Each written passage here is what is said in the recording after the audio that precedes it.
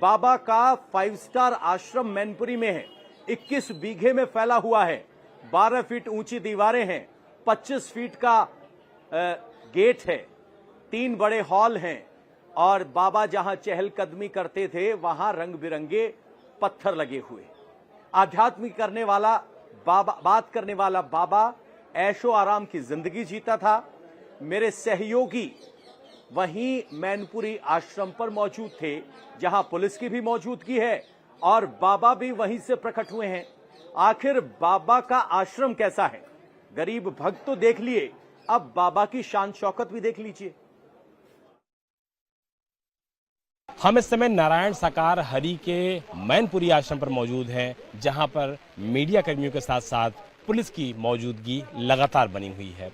बाबा का ये जो आश्रम है, महल नुमा आश्रम है, यहाँ पर आप देखिए कि किस तरीके से बड़े बड़े दरवाजे हैं, बड़े बड़ी नक्काशियाँ हैं, किस तरीके से विस्तृत इस पूरे आश्रम को चकाचौंध रूप से बनाया गया है। और बताया जा रहा है कि मैनपुरी के इसी आश्रम में सूरजपाल सिंह उर्फ भोले बाबा मौजूद हो सकता है, लेकिन उसकी मौजूदगी के बारे में सिर्फ अटकलें लगाई जा रही हैं।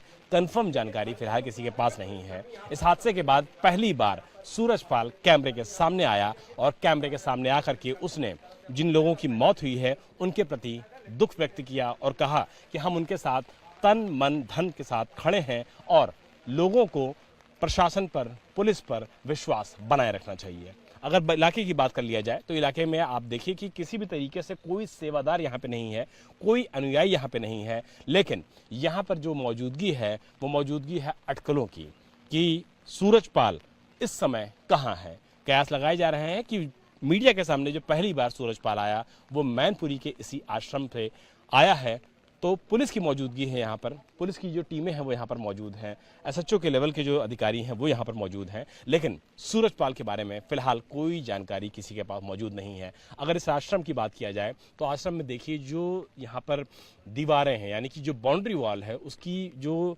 हाइट है वो कम से कम 30 फुट के आसपास है, यानी कि किले नुमा ये आश्रम बनाया गया है। और ये बताया जा रहा है कि जब हाथरस में हादसा हुआ तो सूरजपाल सबसे पहले इसी आश्रम में आया अपने गाड़ियों के काफिले के साथ, लेकिन अब ये बताया जा रहा है कि अंदर गाड़ियां मौजूद नहीं हैं, सिर्फ एक गाड़ी मौजूद है, पुलिस की मौजूदगी है, मीडिया की मौजूदगी है, लेकिन लाख टके का सवाल अभी भी बना हुआ है कि बाबा है तो है कहाँ।